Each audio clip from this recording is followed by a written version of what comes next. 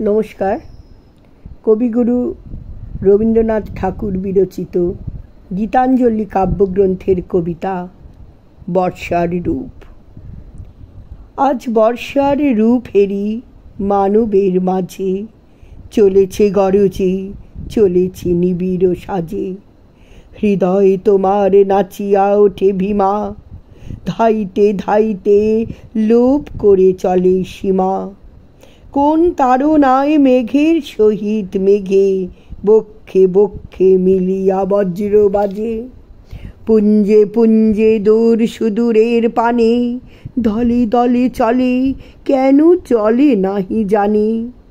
জানি না কিছুই, কোন মহাদ্রি তলে, গভীর শ্রাবণে গলিয়া পড়িবে জলে।